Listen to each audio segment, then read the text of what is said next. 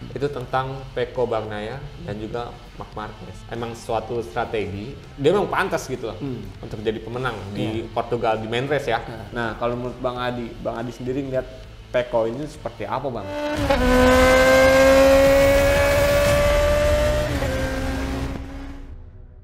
Moto Boys, ketemu lagi nih. Tapi ini agak berbeda nih. Tamunya luar biasa ini kali ini. Yang memang nggak sekedar tahu tentang MotoGP, tapi mendalami bagaimana seorang pembalap menjiwai Ahmad Jayadi. Wah, Bang, aku pengen ngobrol nih Bang. Kita kalau ngebahas tentang Jorge Martin, mungkin agak apa ya? Oke lah, ya, sedikit boleh ya Bang ya. Tapi ada yang lebih urgent lagi dan itu menjadi apa ya, buah bibir perbincangan gitu kan, dan lagi hangat-hangatnya itu tentang Pecco Bagnaia dan juga Marc Marquez. Keduanya crash. Di luar ini lagi rame, siapa yang salah Bang? Nanti kita akan ngebahas tentang itu ya Bang. Oke, siap. Jadi pantau terus ya guys. Gas. Nah Bang, kita mulai dari Jorge Martin dulu aja ya. Ini kalau menurut Bang Adi, kemenangan Jorge Martin nih seperti apa Bang? Emang suatu strategi ataupun emang ya dia memang pantas gitu loh untuk jadi pemenang di Portugal di main race ya. Nah menurut Bang Adi seperti apa Bang? Ya memang kalau bicara kesiapan dan potensi siapa sekarang juara, salah satunya emang Jorge Martin. Artinya memang di tahun ini dia itu lebih siap ya, lebih matang gitu. Memang rivalnya itu yang sebenarnya yang udah nyata adalah dari Pecco sendiri. Tapi karena Pecconya kayaknya gimana ya, di awal tahun ini tuh antik sih. Agak kebalikan dari tahun lalu kayaknya Bang, Pecco tahun ini ya. Iya. Kalau tahun lalu perform banget nih ya. Di awal seri sampai pertengahan seri ini perform. Nah, sekarang kemarin di Qatar perform, di Portugal ngedrop. Drop. Jadi masih agak-agak apa ya, naik turun ya? Naik turun. Tuh. Jadi kalau untuk Martin memang udah strateginya keren. Iya, dia keren dan memang sesuai dengan ininya dia lah. Karena kalau dilihat dari komposisi ban, semua kan sama ya Bang? Sama. Pakainya hard medium semua. Betul, sama. Berarti pinter-pinternya orang untuk ya Untuk bagaimana bisa manage sampai Betul. dari start sampai finish bisa di depan gitu kan.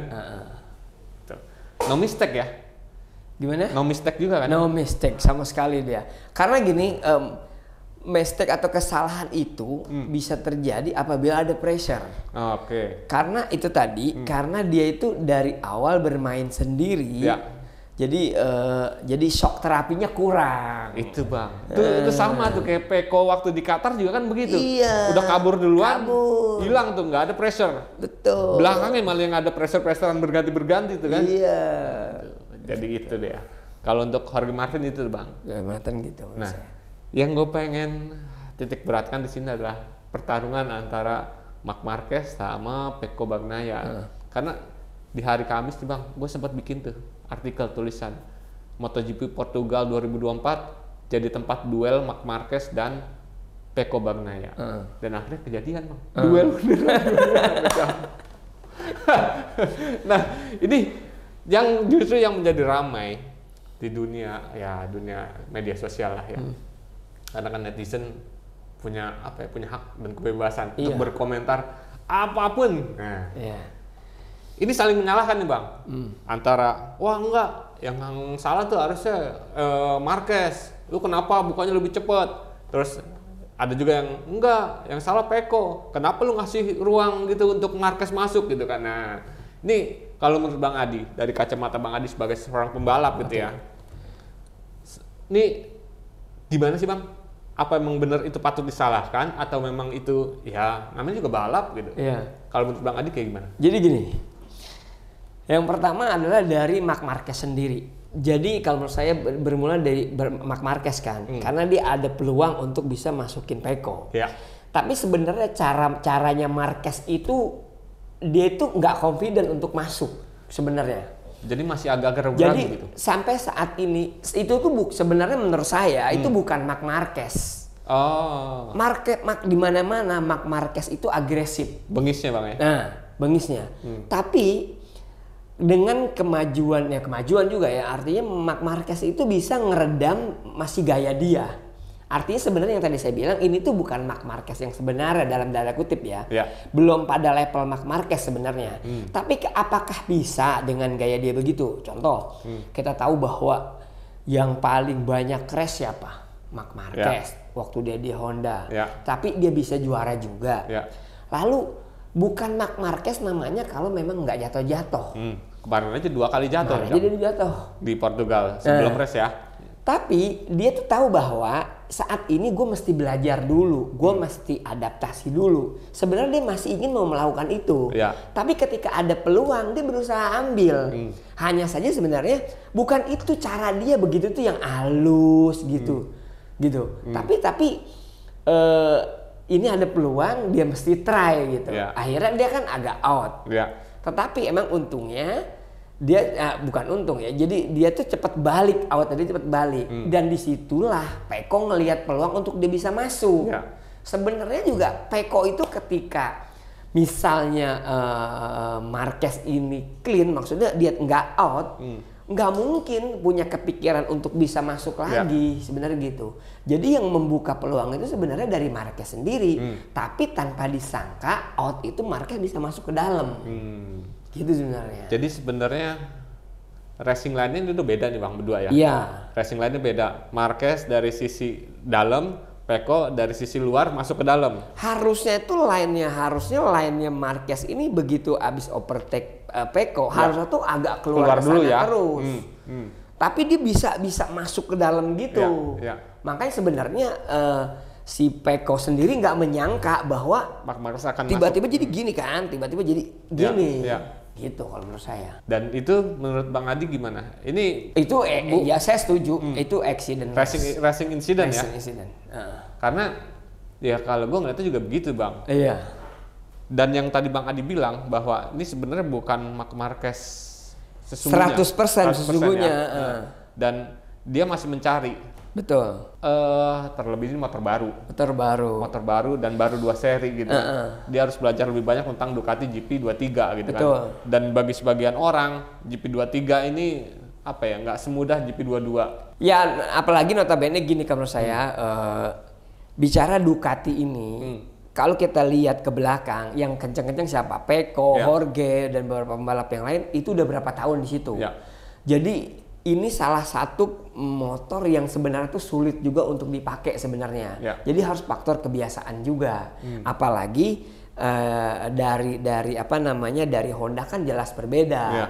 Jadi ke Ducati itu kayaknya sih adaptasinya harus agak lama gitu. Tapi memang dengan sekelasnya Marc Marquez, memang dia kan langsung cepat ke level ini. Tapi kalau untuk ke level dia mana dalam artian Marc Marquez yang di Honda gitu ya. Ketika dia di Honda atau bisa melewati yang perfect seperti kayak Jorge itu, perlu ada proses menurut saya. Proses itu dilakuin oleh Marquez dengan ya salah satunya mengikuti Pecco Bagnaia sebenarnya Bang. Karena Pecco Bagnaia itu 2 kali juara Ducati. Dunia dengan Ducati, tentu jadi referensi Marc Marquez kali Bang ya. Betul. Dan yang tadi karena ada kesempatan, ada celah, dicoba dimasukin nih, di-try sama Marquez. Jadi memang benar kalau Marc Marquez harus belajar, memang paling tepat adalah ke Pecco ya? Karena kalau levelnya, kalau menurut saya levelnya Jorge itu di atasnya Pecco sebenarnya. Untuk saat ini Bang? Buat saat ini. Secara itu ya, maksudnya secara agresifnya. Beda Pecco sama Jorge ini beda menurut saya. Kalau Pecco itu cenderung lebih cepat, halus ya. Tapi kalau Martin itu, Jorge itu lebih agresif menurut saya. Nah makanya tuh Bang, gue kemarin Pedro Acosta. Ntar kita ngomongin Pedro Acosta. Tapi ini sedikit spill di sini bahwa Pedro Acosta ngaku bahwa dia tuh sengaja sebenarnya nyoba ngikutin Pecco. Untuk salah satunya belajar bagaimana cara mengirit ban. Nah ini Marquez juga ya tadi ya Bang. Jadi sebenarnya Pecco ini jadi referensi sebenarnya. Tapi ujung-ujungnya ketika ada kesempatan gue udah disikat gitu kan. Gitu. Nah Bang, Pedro Acosta umur 19 tahun. Ya dia dengan prestasi kemarin podium ketiga itu akhirnya ya apa ya, masuk jadi 3 pembalap termuda yes, yang bisa mendapatkan podium di MotoGP di tahun pertamanya. Nah, kalau menurut Bang Adi sendiri ngeliat apakah akan menjadi lebih seperti di atasnya Marc Marquez atau gimana? Ini super talent. Itu talent pembalap yang apa ya, super lah memang, di atas rata-rata lah memang. Karena banyak karir atau yang dia pernah juara, bahkan hat-trick ya.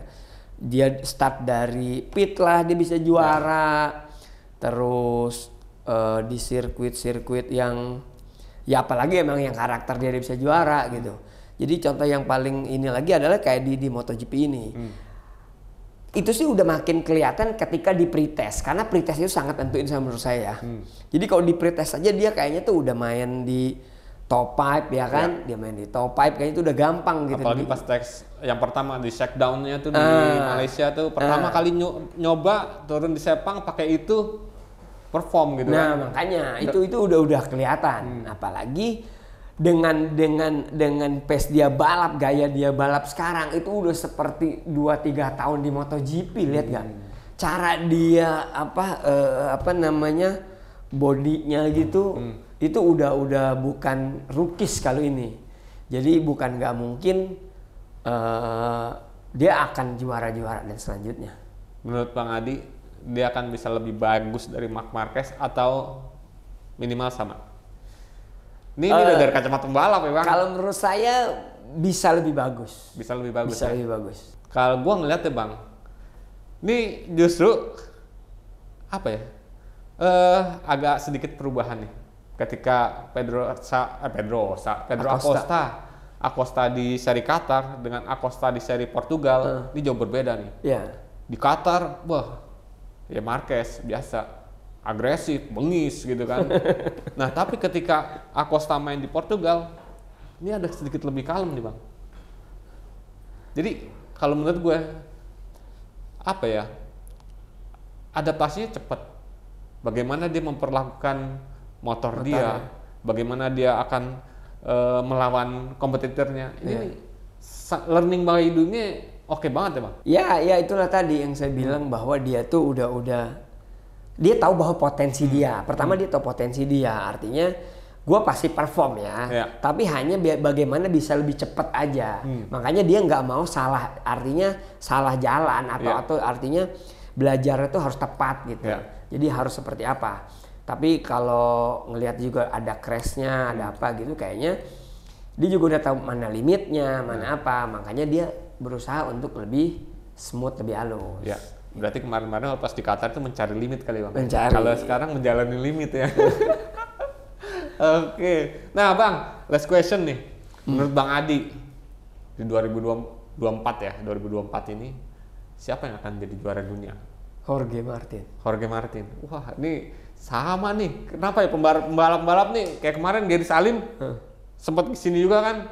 Ger, siapa juara dunia nih? Jorge Martin. Dia sangat cepat. Jorge Martin. Wow. Sangat cepat. Untuk orang bisa cepat di atas itu sangat beresiko. Cepat untuk race pace atau cepat untuk adaptasi nih Bang? Race pace. Race pace-nya? Untuk di atas dia? Itu sangat beresiko. Marc Marquez bukan tidak bisa. Artinya begini, Marc Marquez bisa tahu cepat seperti itu. Tapi apakah nanti akan crash atau enggak gitu? Jadi dia bisa gitu untuk bisa cepat, tapi crash atau enggak gitu. Nah ini dia bisa cepat dan tidak crash. Banyak nih pendukungnya Martin nih. Siapa yang mendukung Martin? Angkat tangan. Tapi Bang, Martin bisa seperti itu karena apa? Banyak faktor. Salah satunya adalah bahwa dia kan habis kontrak juga 2025 ini.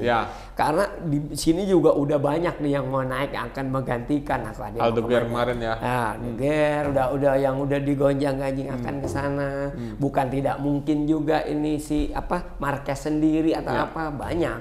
Jadi dia harus, bahkan bukan Martin aja, bahkan semacam Enea Bastianini, terus kemarin juga Jack Miller pun berusaha untuk tampil kan awal-awal. Kayaknya mereka yang seatnya panas saat ini berusaha maksimal lah tahun ini. Gitu. Dan salah satunya untuk calon juara dunia adalah Jorge Martin. Jorge Martin. Itu dia pembahasan tentang MotoGP Portugal ya, khususnya untuk Pecco dan juga Marc Marquez ya Bang. Ya. Thank you Bang Adi udah nemenin. Sama-sama. See you Bang.